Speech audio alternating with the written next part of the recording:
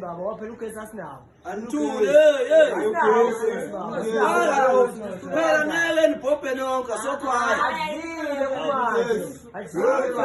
Bathini abantu emphakathi ugesi. Manini madoda njengoba nazi ukuthi ugesi uyakhokhela. Izolokana uletha cold drink kusho ukuthi ke sesizoba ke ne-load shedding ka 16 hours.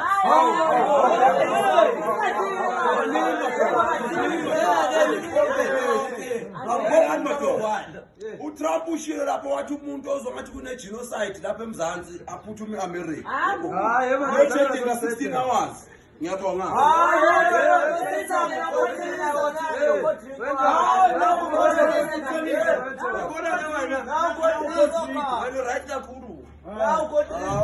Hayi thina ke sekhe kanje uyabona ngathi basentise lokho kaGreg. Abafuna ukwazi isimo saGreg sithahamba kanjani. Niyo forward lapha ku Facebook lapha na ipage umfazi umhlophe JB ama update kwa electricity anatawathola lapha ya. Nazo.